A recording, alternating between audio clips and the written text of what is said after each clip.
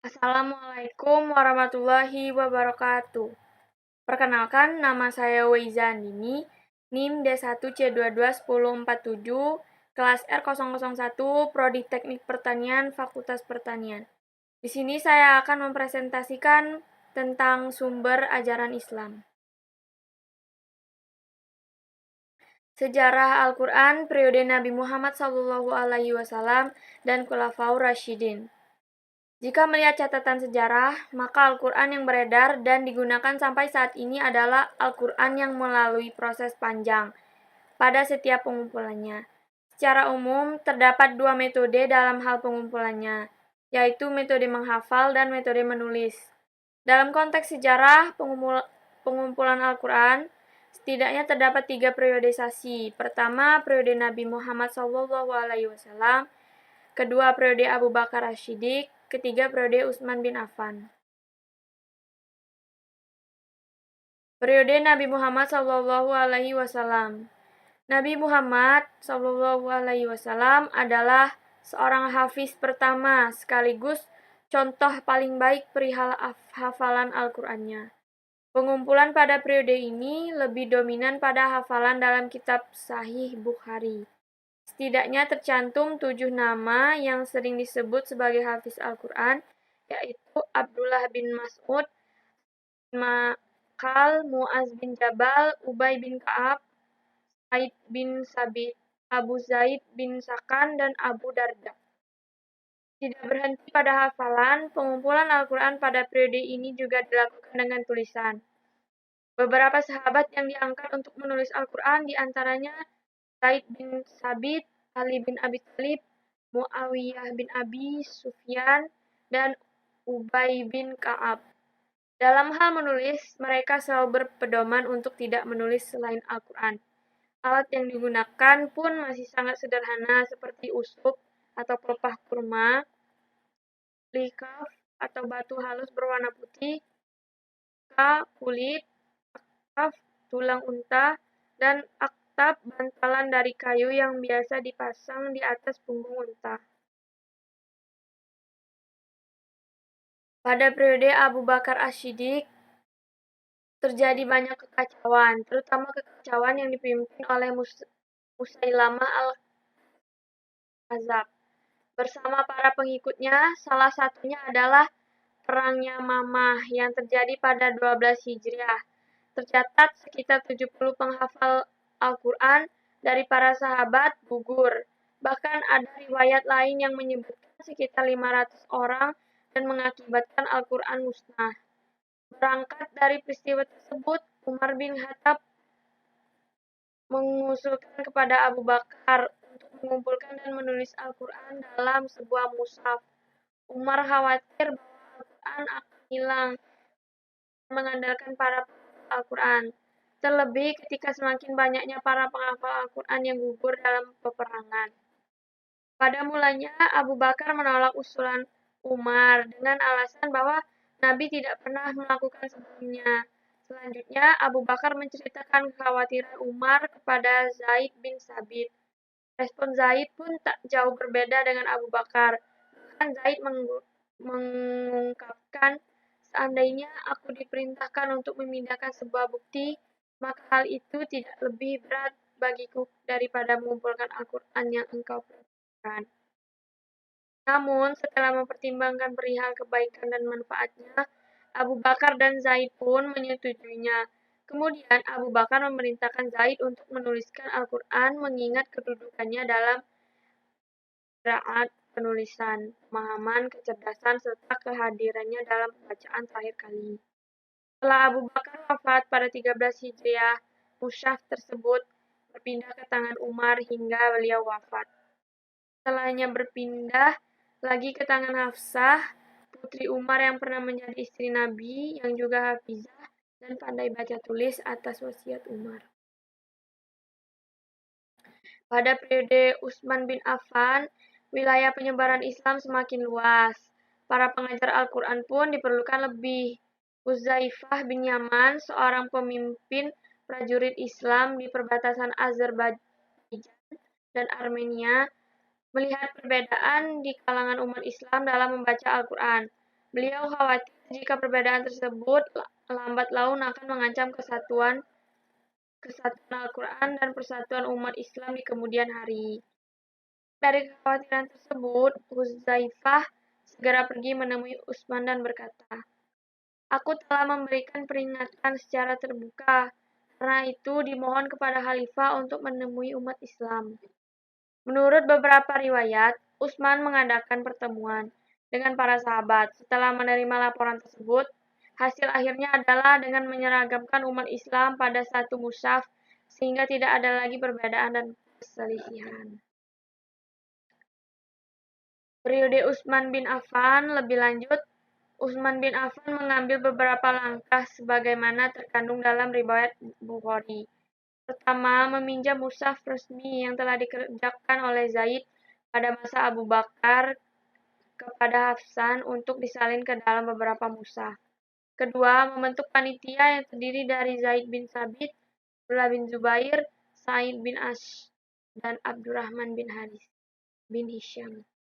Ketiga, setelah panitia selesai melakukan tugasnya, maka mushaf-mushaf tersebut dikirim ke berbagai pusat negeri Islam. Keempat, memerintahkan kepada kaum muslim seluruh negara Islam untuk membakar semua mushaf dan catatan-catatan Al-Quran yang tidak sesuai dengan mushaf yang telah mereka terima. Dari catatan sejarah perihal pengumpulan Al-Quran di atas, maka dapat dikatakan bahwa Al-Quran yang beredar dan digunakan sampai hari ini adalah Al-Quran yang diturunkan kepada Nabi Muhammad SAW. Walaupun telah melalui proses panjang hal pengumpulannya, akan tetapi segi keautentikan Al-Quran tetaplah terjaga. Selain karena dijamin langsung oleh Allah, dalam hal pengumpulannya pun sangat hati-hati dan hanya dilakukan oleh orang-orang terpercaya. Contoh hadis sahih. Hadis yang diriwayatkan oleh Al-Bukhari berkata, memberitakan kepada kami Musaddad, memberitakan kepada kami Mu'tamir, ia berkata, aku mendengar ayahku berkata, aku mendengar Anas bin Malik berkata, Nabi SAW berdoa, "Ya Allah, sesungguhnya aku mohon perlindungan kepada Engkau dari sifat lemah, lelah, penakut, dan pikun. Aku mohon perlindungan kepada Engkau dari fitnah hidup dan mati. Mohon perlindungan kepada Engkau dari azab kubur. Andaikan tidak memberatkan kepada umatku, niscaya akan kuperintahkan bersiwak pada setiap kali hendak melaksanakan sholat." Itu telah menceritakan kepada kamu Qutaibah, telah menceritakan kepada kamu Ja'far bin Sulaiman, dari Abu Imran al-Jauni, dari Abu Bakar bin Abi Musa al-Asy'ari, ia berkata, aku mendengar ayahku berkata ketika musuh datang, Rasulullah Shallallahu Alaihi Wasallam bersabda, sesungguhnya pintu-pintu surga di bawah bayangan pedang. Hadis riwayat At-Tirmizi bab Abwabu Fadalil Jihadi. Artinya, sesungguhnya pintu surga berada di bawah bayangan pedang. Contoh hadis dhaif. Beramallah untuk duniamu seakan-akan engkau hidup akan selamanya, dan beramallah untuk akhiratmu seakan-akan engkau akan mati besok. Hadis yang diriwayatkan oleh Anas bin Malik radhiyallahu anhu. Lalu barang siapa yang mengenal dirinya, maka sungguh dia akan mengenal Rob atau Tuhannya. Syekh Al-Albani rahimahullah dalam Ad-Dhaifah berkata, hadis ini tidak ada asalnya. An-Nawawi berkata hadis ini tidak sahih atau tidak sah. As-Suyuti berkata hadis ini tidak sahih. Contoh hadis selanjutnya, sesungguhnya orang yang berilmu akan disiksa dalam neraka dengan siksaan yang akan membuat sempit penduduk neraka. Hadis ini dihukumi oleh Imam As-Subki rahimahullah sebagai hadis yang tidak ada asalnya.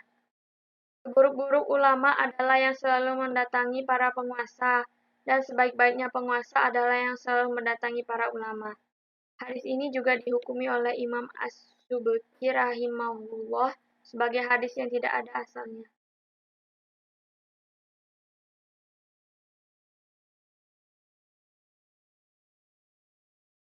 Al-Imam Abdul Husain Muslim bin Al-Hajjah Al-Qushairi An-Nabawi atau sering dikenal sebagai Imam Muslim, dilahirkan pada tahun 204 Hijriah dan meninggal dunia pada sore hari Ahad, bulan Rajab tahun 261 Hijriah. Dikuburkan di Naisaburi. Dia juga sudah belajar hadis sejak kecil seperti Imam Bukhari dan pernah mendengar dari guru-guru Al-Bukhari dan ulama lain selain mereka. Orang yang menerima hadis dari dia ini termasuk tokoh-tokoh ulama pada masanya. Ia juga telah menyusun beberapa tulisan yang bermutu dan bermanfaat. Yang paling bermanfaat adalah kitab sahihnya, yang dikenal dengan Sahih Muslim. Kitab ini disusun lebih sistematis dari Sahih Bukhari. Kedua kitab hadis sahih ini, Sahih Bukhari dan Sahih Muslim, biasa disebut dengan As-Sahihain.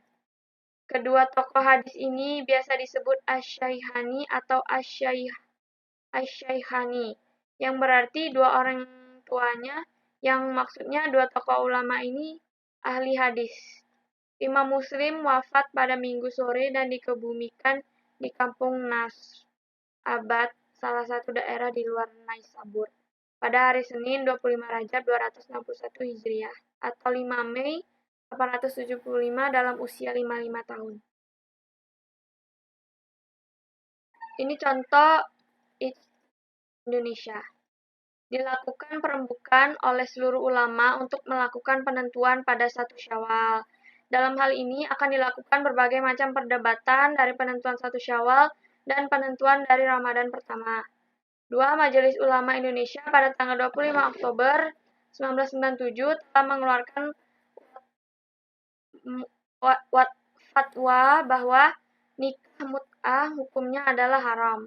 Bahkan pelakunya dipandang telah melanggar peraturan perundang-undangan yang berlaku tentang perkawinan. Untuk itu dapat dilakukan tindakan hukum dengan membawa pelakunya ke sidang pengadilan. Dasar Surat Al-Mu'min 23 ayat 5 sampai 6. 3. Ijtihad dalam perkara muamalah kontemporer adalah hukum transaksi pinjaman di bank. Nabi Muhammad SAW tidak ada bank seperti sekarang. Karena itulah perlu dilakukan penggalian hukum syariat. Apakah halal atau haram meminjam sejumlah uang di bank? Terima kasih atas waktunya. Sekian. Wassalamualaikum warahmatullahi wabarakatuh.